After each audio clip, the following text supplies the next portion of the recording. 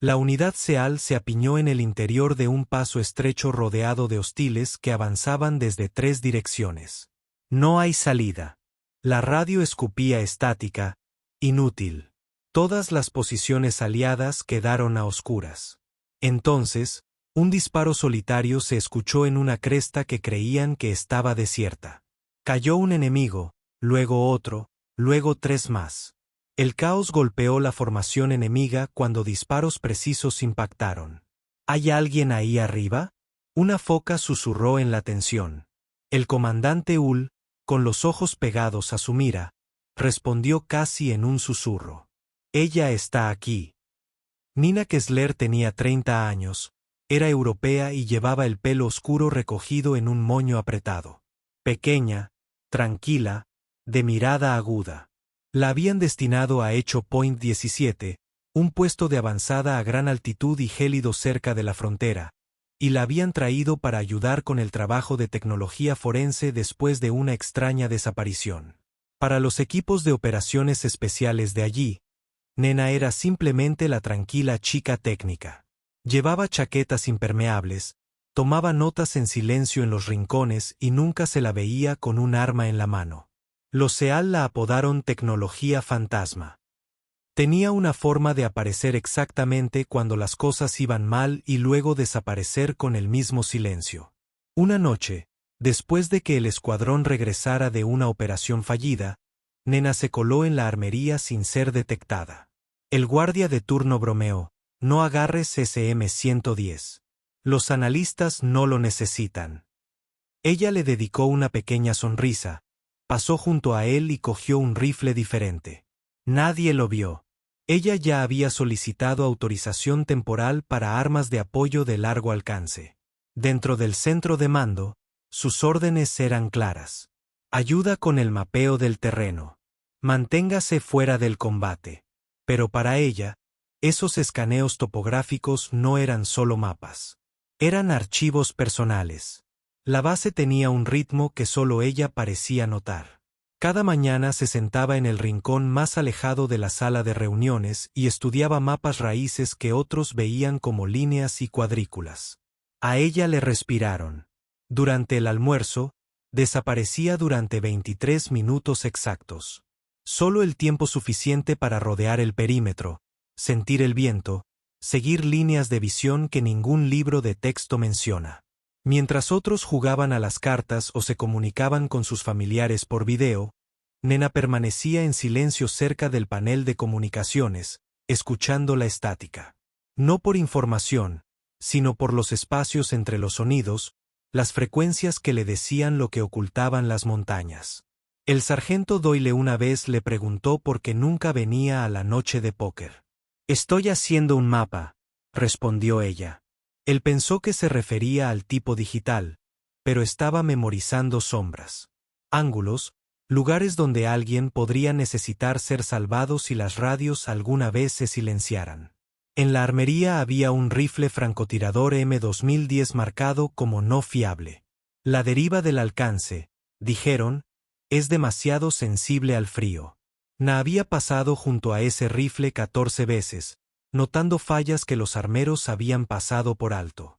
El problema no era el rifle. Fue una montura construida para terreno llano, no para fotografiar montañas con ángulos elevados y empinados. 3 días antes de que todo cambiara, Nena lo recalibró silenciosamente. Ella lo ajustó para el viento y los ángulos de la cresta 13. Ella trazó rutas de disparo que en el papel ni siquiera deberían ser posibles. Cuando la gente le preguntaba sobre su experiencia, Nena siempre decía que trabajaba en datos y sistemas. Eso era cierto, aunque no toda la verdad. Como describir el océano como simplemente húmedo. El equipo había comenzado a notar pequeños detalles. Como fruncía el ceño ante los informes meteorológicos incluso antes de que los satélites señalaran problemas. Como recomendaba cambios de ruta que parecían arbitrarios, pero siempre evitaba las zonas donde las patrullas habían desaparecido. Su bolsa de equipo pesaba demasiado para alguien que supuestamente solo llevaba computadoras.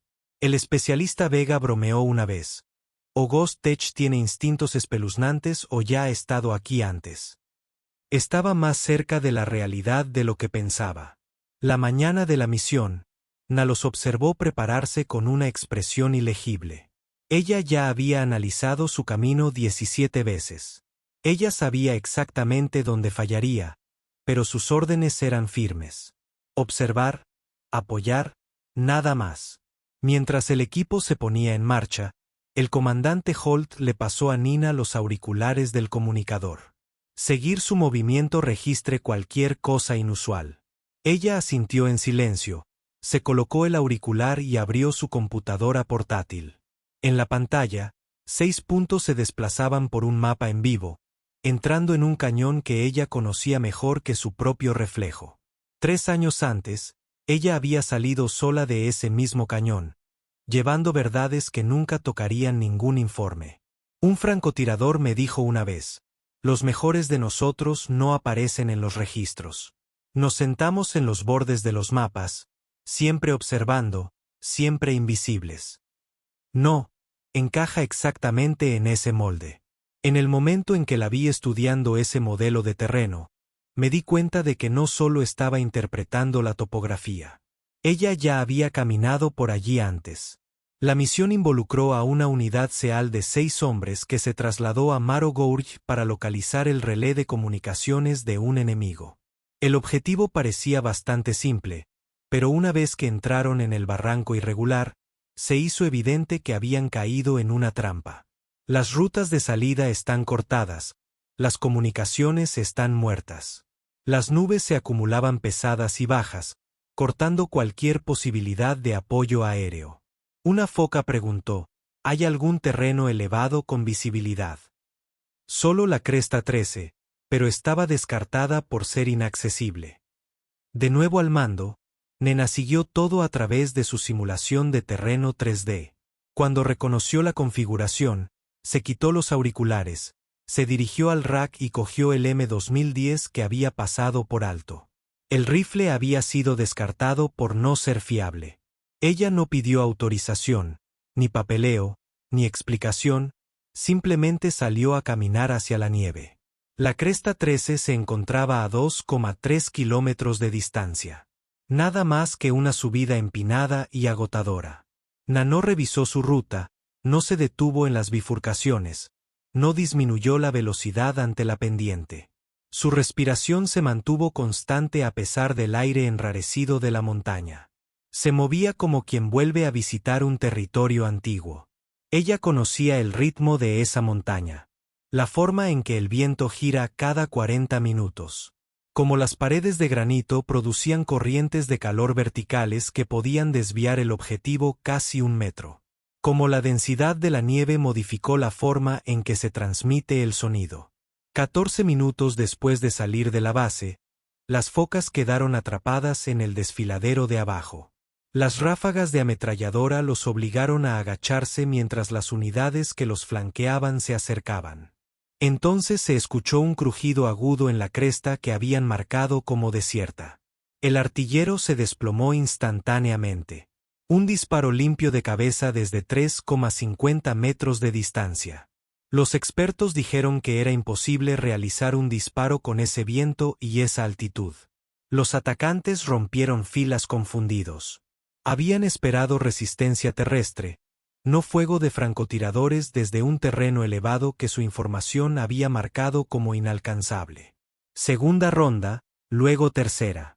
Cada uno preciso, apuntando a posiciones de liderazgo y apoyo, no a fuego de cobertura ciego. Se trataba de derribos calculados que destrozaban toda su formación. Los SEAL no tenían idea de quién les estaba cuidando las espaldas. Lo único que sabían era que alguien había tomado esa cresta y había disparado como un mito. De regreso a la base, el radar verificó los disparos, efectuados exactamente desde 3,50 metros sin identificación, murmuró un oficial. Esa es la misma triple agrupación que la línea Falcón logró el año pasado, pero nadie podía recordar quién había hecho esos tiros legendarios. La radio cobró vida con voces inciertas. Tirador no identificado. Confirme su identidad. Confirme su posición. No se oía ningún sonido desde la cresta 13. Con sus artilleros y líderes abatidos, el escuadrón enemigo se desplegó, retrocediendo confundido. Se habían preparado para un equipo de fuerzas especiales de 6 hombres. Lo que no habían planeado era un francotirador capaz de disparar con precisión quirúrgica desde casi 3 kilómetros de distancia.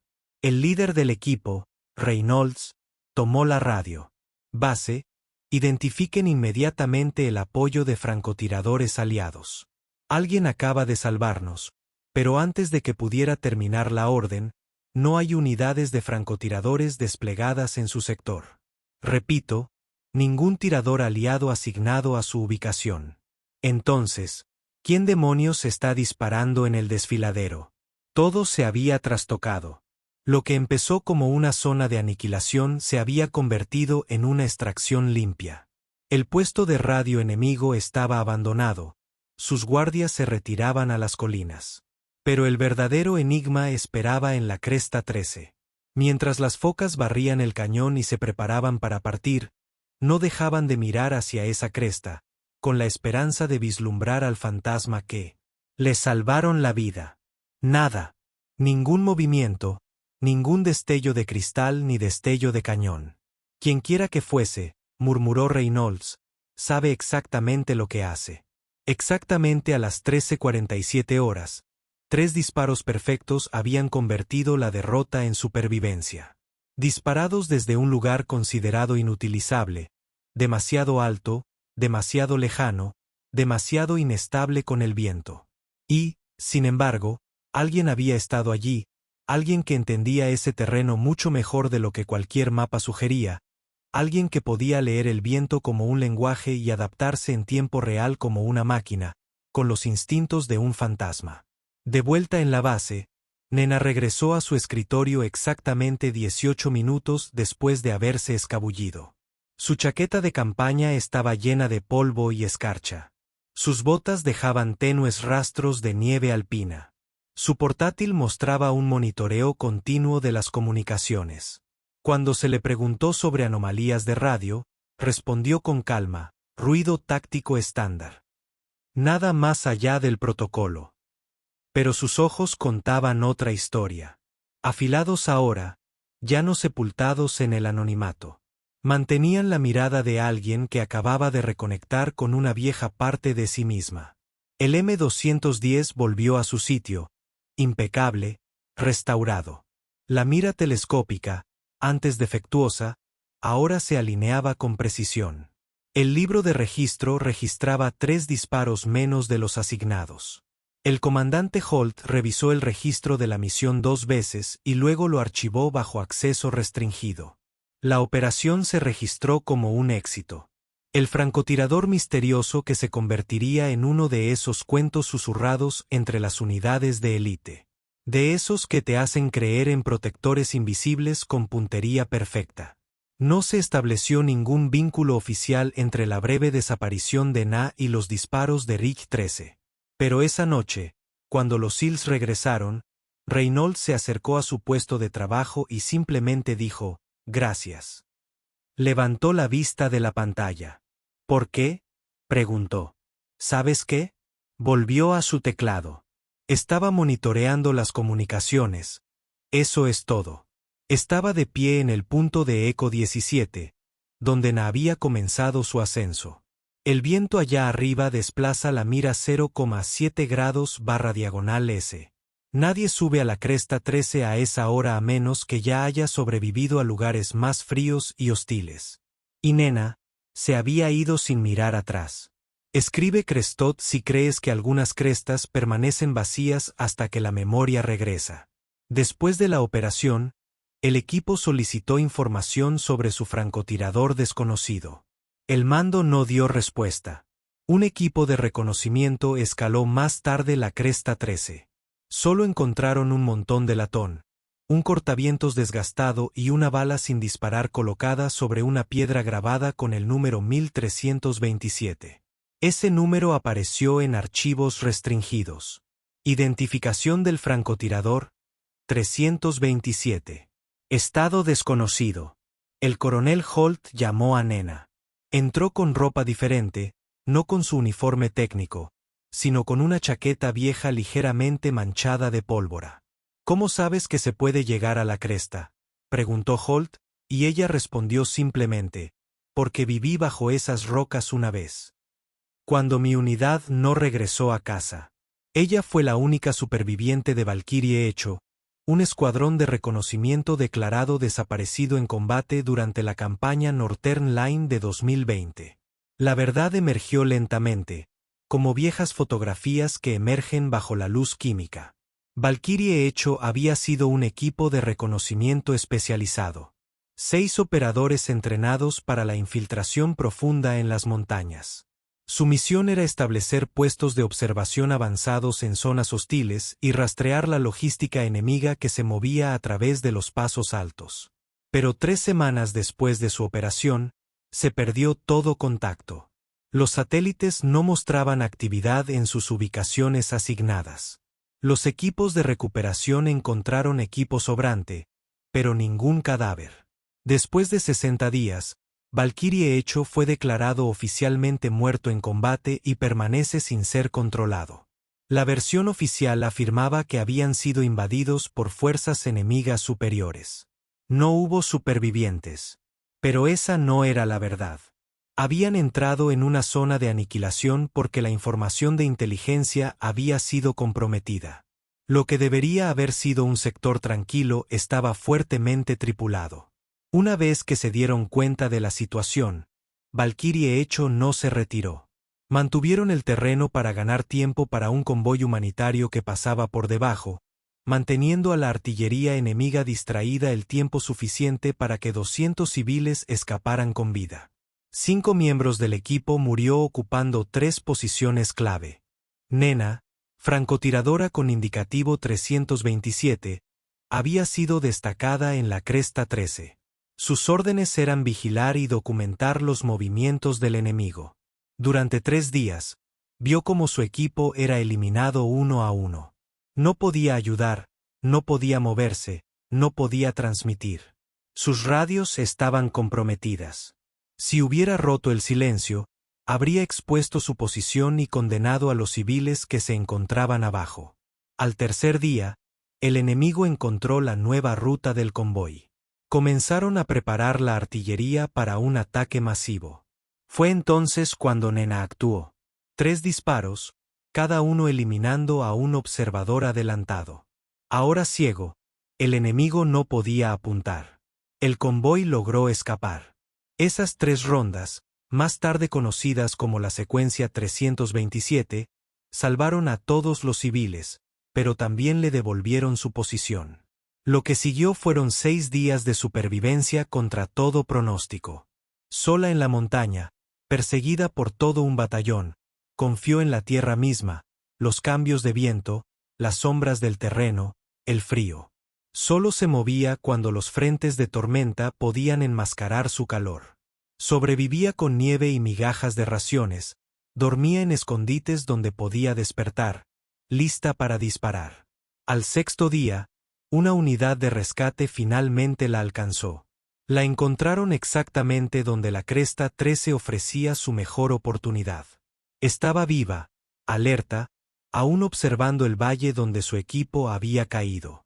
El equipo médico notó deshidratación severa, congelación en 3 dedos y trauma por estrés de combate consistente con una exposición prolongada. Pero durante el informe, no compartió detalles tácticos. Rechazó la terapia. Rechazó todas las condecoraciones ofrecidas. Su declaración fue breve. Mantenía el puesto. Eso era todo.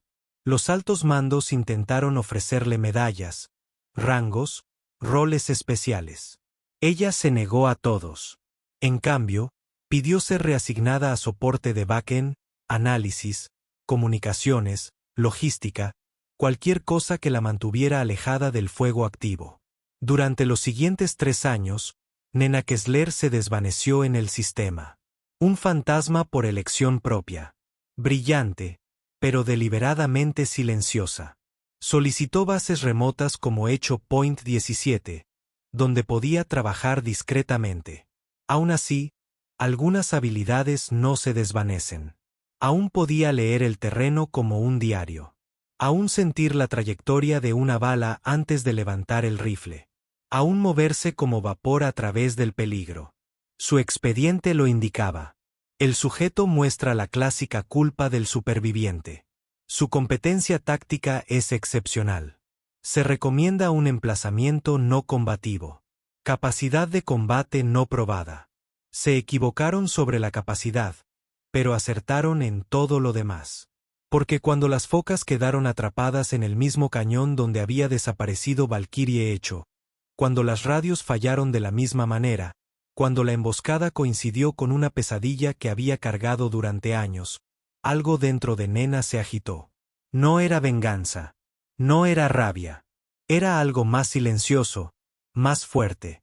La decisión inquebrantable de que nunca más se quedaría de brazos cruzados mientras otros morían. No cuando tenía el poder de intervenir. El M2010 que eligió no fue casualidad. Era el mismo tipo que había llevado con Valkyrie Hecho.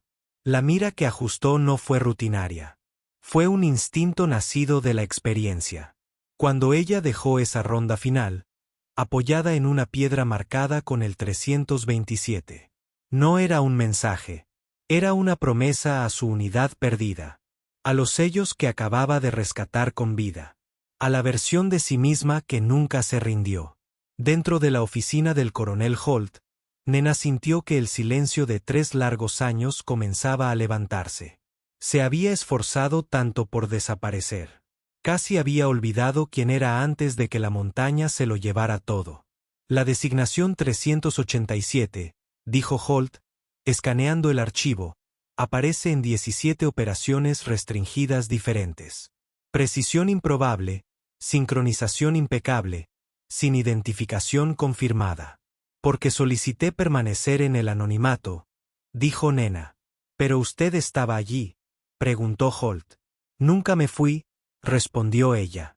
Siempre observando, esperando, por si acaso alguien más necesitaba lo que yo tenía para ofrecer. El coronel revisó las imágenes de nuevo. Disposición del campo de batalla, ángulos de francotirador, datos meteorológicos de misiones pasadas, la intervención en la línea Falcón, la retirada de South Ridge, la cobertura del convoy Desert Rose. Todo era usted, dijo. Na asintió una vez. Sin mención, sin puesto oficial porque algunos no estamos destinados a ser visibles, dijo. Nos presentamos cuando nos necesitan. Es suficiente. Afuera, el equipo SEAL se puso de pie mientras ella salía de la sala, no por protocolo, sino porque entendían lo que había hecho. Reynolds dio un paso al frente. Si alguna vez impartes un curso, quiero ser tu primera alumna. Por primera vez en años, Nena esbozó una sonrisa sincera. Las mejores lecciones no vienen de las aulas. El comentario 327 le encanta. Si crees que no todas las leyendas llevan medallas, algunas llevan silencio. En Hecho Point 17, un rincón tranquilo pasó a llamarse Ridge Point. Sin estatuas, sin exhibiciones de fotos, solo una simple placa de madera que dice, si estás rodeado, mira hacia arriba en silencio. Na aceptó un puesto como instructora de tiro estático. No se permiten rifles. Solo enseñanzas sobre el viento, el terreno y el silencio. Un aprendiz dijo una vez, solía pensar que disparar significaba ganar. Ella nos enseñó qué significa cumplir promesas. El cambio de Na de observador silencioso a mentor no fue ruidoso. Llegó como las estaciones cambian lentamente y sin fanfarrias. Ella nunca se paró detrás de un podio ni pronunció ningún gran discurso. Ella simplemente comenzó a compartir el conocimiento que la mantuvo respirando cuando todo lo demás había fallado. Su primera clase tuvo 12 voluntarios de operaciones especiales. Llegaron buscando habilidades de tiro avanzadas. Se fueron entendiendo que la mayor arma era la paciencia. Antes siquiera de tocar un rifle, les dijo, aprendan a respirar con la montaña. El clima cambia cada pocos minutos. Su pulso cambia cada pocos segundos. El rifle es solo el último paso en una larga conversación que han estado teniendo con el mundo que los rodea. El entrenamiento comenzó al amanecer, cuando las capas térmicas coincidían mejor con el combate del mundo real.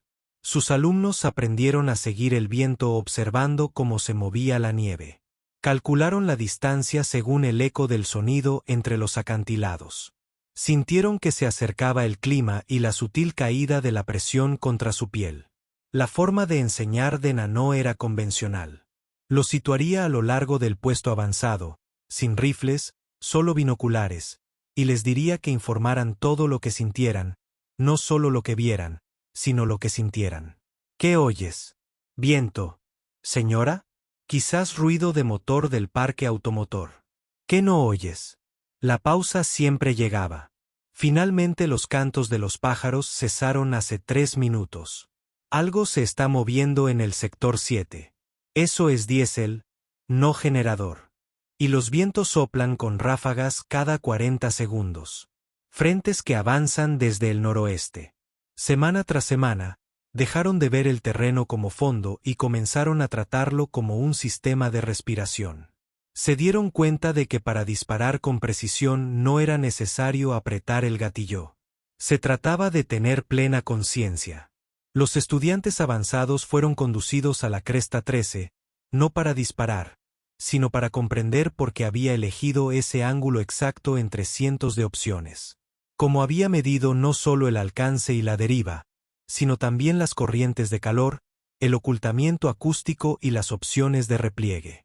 Cada lugar tiene una historia, dijo, parándose en el mismo lugar donde defendió al equipo. Este dice, lo veo todo. Puedo alcanzar cualquier cosa y desaparecer por completo. Pero también dice que estoy totalmente comprometido. Una vez que dispare desde aquí, salir no es la prioridad. Terminar el trabajo sí lo es. Sus lecciones más importantes llegaron sin palabras. Algunas mañanas, los estudiantes llegaban y encontraban su equipo dispuesto en patrones, caminos sutilmente marcados o rompecabezas diseñados para resolverse bajo presión. Un día, los objetivos estaban colocados en ángulos extremos e impracticables alrededor de la pendiente. No había una línea de tiro clara. Pasaron las horas. Entonces, un estudiante se puso de pie. Señora, no hay un ángulo limpio. Correcto. Entonces, ¿cuál es el movimiento? Cambiar el problema. No forzar el tiro. Ahora estás pensando. Cada semana, Na escribía a mano un breve mensaje en la roca de la cumbre de la cresta 13. No se permitían cámaras. Para leerlos, los estudiantes tenían que escalar. Uno decía, la paciencia vence al pánico. Otro, lo invisible supera a lo invencible. Y, la montaña lo recuerda todo. Asegúrate de que te recuerde con respeto. La cresta 13 se convirtió en un lugar de peregrinación para los serios. La escalada ponía a prueba el cuerpo. Las lecciones ponía a prueba la mente. Era diferente a todo lo que habían entrenado. El tipo que escalaría para leer. Si crees que algunas lecciones no se descargan, se ganan. Entonces, una mañana, Nena se fue. En su escritorio estaba el M210, limpio y perfectamente colocado. Junto a él, un pequeño cuaderno. Dentro, una sola línea. No dejo rastros, dejo visión. La cresta 13 se convirtió en un discreto sitio de entrenamiento para francotiradores de élite de todo el mundo. Cada año, el día que rescató a las focas, un grupo silencioso asciende a la cima. Se quedan de pie durante 1 minuto completo contemplando el cañón de abajo, y en cada mente una sola figura permanece en silencio, no ruidosa, nunca llamativa, pero inolvidable. Su desaparición fue tan silenciosa y críptica como lo había sido su tiempo en la base. Sin detalles de reenvío, sin informe de salida, sin despedida oficial. Las últimas imágenes de seguridad la mostraron saliendo a 0347, cargando solo una mochila de senderismo estándar. Su señal se desvaneció justo donde comienza el sendero de la cresta 13. Los equipos de búsqueda peinaron la zona, pero no encontraron nada. Era como si la montaña la hubiera recibido de vuelta, acogiéndola como una de los suyos. El entrenamiento que dejó atrás no se detuvo. Los cadetes seguían escalando la cresta, seguían encontrando notas escritas a mano, seguían estudiando lecciones de paciencia y presencia. Pero ahora los mensajes llegaban anónimamente. Diferentes guiones, diferentes idiomas, las mismas verdades replanteadas. Algunos creían que Na seguía allí observando, guiando a su manera oculta. Otros pensaban que sus antiguos alumnos mantenían vivas sus lecciones en silencio. Lo cierto importaba menos que lo que se había convertido en leyenda. El registro oficial decía que había sido reasignada. Estado pendiente. Su expediente enumeraba elogios por su destacado servicio técnico. No se mencionaban sus roles de combate. Nada sobre la Cresta 13.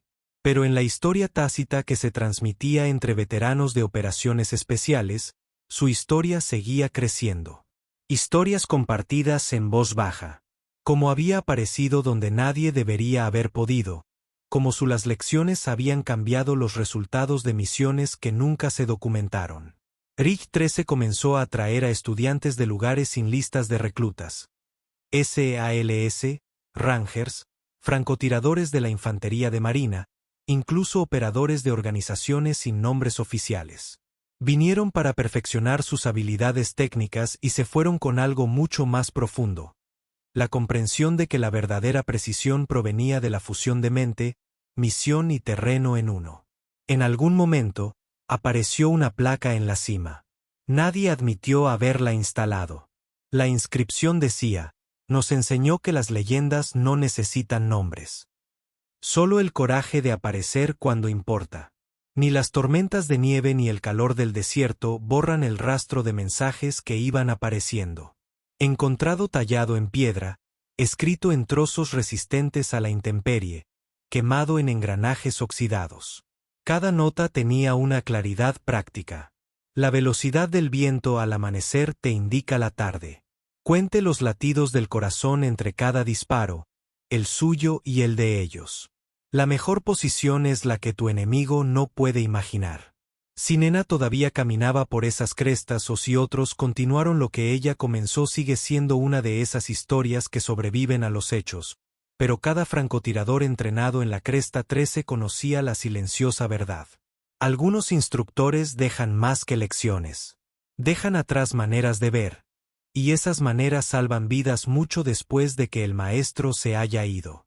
Si historias como esta te hablan de algo dentro de ti, deja un comentario. Y no olviden suscribirse a Tales, donde personas reales, no máquinas producidas en masa, mantienen vivas las historias que el mundo nunca debería olvidar.